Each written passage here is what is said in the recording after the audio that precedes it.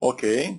Estamos agora dificultando um pouquinho mais a aula. Ainda não é aquele difícil, como teremos nos blocos seguintes, mas já estamos no verbo dare to be. O curioso é que esse verbo dare to be, geralmente, igual já pude ver em alguns materiais, livros, corresponde ao segundo livro de qualquer material de inglês, geralmente, que existe por aí. Então, até uma vantagem que nós temos aqui nesse curso, que ele é um curso que um crash course, que é aquele curso rápido, né? Ou seja, é o inglês injetado na veia, então para efeito rápido. E nada melhor do que estudar em Chenk, porque nós percebemos o seguinte, que a metodologia tradicional, ela começa com o verbo to be, present simple, e vai, para depois o verbo dare to be. E o nosso cérebro assimila melhor em blocos. Então é onde que já no nosso crash course, que é o curso injetado na veia, nós aprenderemos isso assim de uma forma bem direta, sabe? E funcional. E você poderá praticar aos muito agora, porque você tem acesso aos áudios que o americano tem, que o inglês tem, que é os filmes, que já foi dito nos capítulos aí anteriores. Então, faça bom uso e aplique mais essa regrinha no que você perceber nos diálogos. Vamos lá. Na língua inglesa, o verbo dare to be significa existir.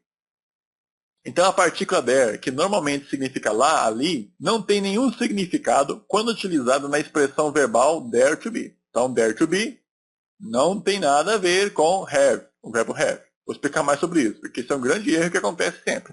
Vamos lá. Ou seja, não há tradução literal para palavra por palavra. Então, dare to be é uma expressão. Então, quando você for dizer assim, num diálogo, existe uma coisa aqui, há algo ali, existe algo, ou há, ter, existir, no sentido de haver, você sempre utiliza o verbo dare to be. E qual que é o principal erro que você já vai ficar sabendo? Acontece demais. Geralmente os alunos colocam esse verbo aqui, ó, have, que é o verbo ter. Só que o verbo have, ter, nesse caso não se aplica. É o dare to be. Por quê? Porque é o seguinte, quando você fala de algo que há, que existe no sentido de haver, é verbo dare to be, não é have. Mas veremos mais sobre isso adiante. Porém, a concordância, aqui no texto, porém a concordância se faz com o substantivo que segue there be. Ou seja, se o substantivo estiver no plural, o verbo to be também deverá estar no plural. Como no exemplo aqui, ó. There is é o verbo que é do verbo to be. There was, o que é was? É o verbo to be no passado, né? There will be, que é futuro. Você já sabe sobre isso. Então, there, que significa o quê? Traduzindo. There is. Existe. Aqui, there was, significa houve, existiu. E there will be, haverá, existirá. Lembrando o seguinte, there mantém sempre fixo. Pode ser singular ou no plural, como no caso aqui no presente, o there mantém lá, rígido. Da mesma forma. Ele não se conjuga. O que conjuga é o verbo após ele. Ó, was, mesmo no passado o there não muda, tá vendo? E mesmo no plural, no passado, que é o were, também não muda. Para relembrar, was, passado de is. E outros verbos também. Were, passado de are. Perfeito?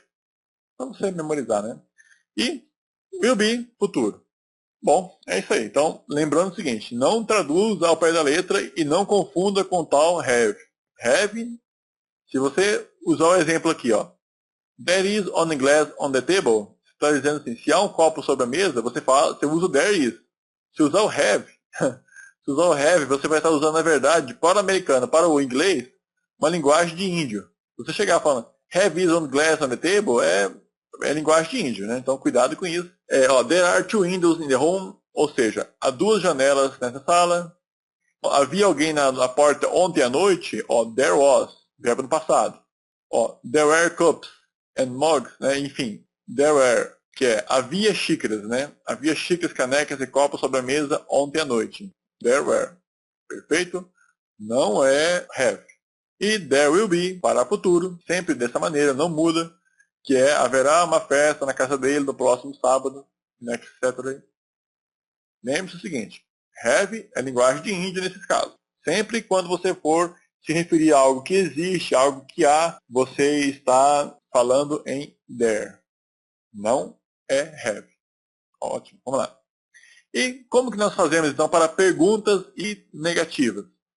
Então vamos começar pelas interrogativas. Por exemplo, is there, ou existe algo, quando você for perguntar se existe, se há, você usa esta forma aqui, ó. Então, para relembrar, o que tem nessa expressão, nessa frase ou expressão, que indica que ela é uma pergunta? Fora a interrogação. Pensa um pouquinho, nós já falamos sobre isso. Já pensou? Ok, ó. O que indica que essa frase está na interrogativa é aqui, ó. O verbo antes aqui do there. Perfeito? Ó, are. É o verbo antes do there. Então indica o quê? Que a frase, ela está na interrogativa. Olha, was there, were there, will be there.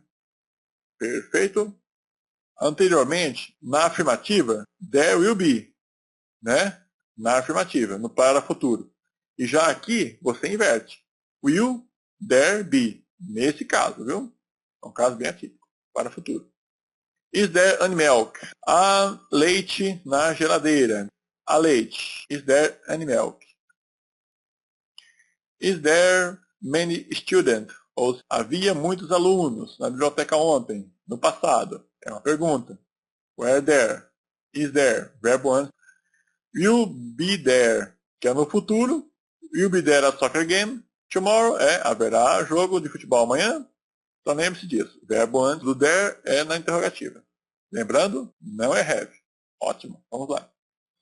Aqui nós temos uma situação de diálogo. É numa recepção de um hotel. Eu vou tentar fazer duas vozes aqui, vamos ver se eu estou bem teatral hoje. Entre o diálogo A e B. Good morning, Plaza Hotel, can I help you? O B. Yes, I want to book a room. What's your name, sir? My name is Robert Blair. Okay, Mrs. Blair. Is there a swimming pool in the hotel? Yes, sir. Is there a bar at the hotel? Yes, sir. There is a bar on the ground floor. Is there cable TV? Yes, sir. Good. Good. What's my home number?